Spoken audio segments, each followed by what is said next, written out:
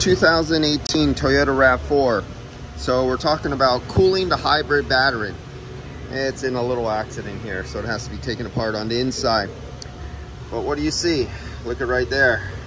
Cooling and cooling. It's not using air conditioning, but it's using some powerful fans there. So you have two squirrel cage blower motor fans here to cool off the hybrid battery right there.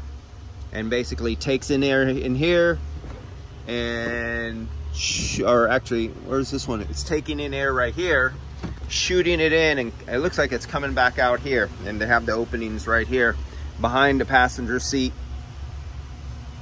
And so they rely on a lot, and look at all the wires going to that motor. There's a lot of wires going in there. You see inside that harness inside there? That's not just two wires and on side. So they got a, looks like a speed controlled motor. And I haven't taken one of these apart and had the joys of getting one of these, but that's looks like it got some cooling going on there. Well, just think somebody with children who are very dirty, a lot of pets, several dogs, if it's taking in the air from back in here, getting pet hairs and dust and dirt and stuff like that too much, and you block up the fins inside these blowers, they have the fins actually can get packed with dust and dirt and dog hair, and that will get clogged up. See those right there? Those will get dirty, and as they get dirty, they'll spin really fast, but they'll stop moving air. And so that's all thermal management. Not just, don't think of air conditioning, don't think of glycol loop cold chilled water systems or heated or heat pumps.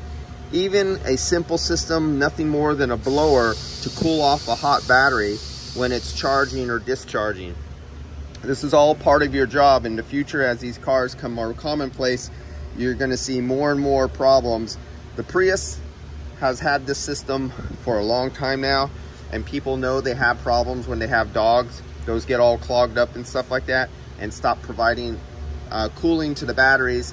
And you can actually, on your scan tool, read the sensors in the battery packs and see them overheating on hot days when you have plugged up fans. And it relies on your air conditioning working in hot environments to cool off the cabin air, so it could provide cold, cool air from in the cabin when it's 105 or 115 degrees outside. You have your air conditioning on. You're at least keeping the inner cab area down to somewhere around 70 degrees or so. And then that cooler air is forced over the battery to keep it cool. All right, see you guys.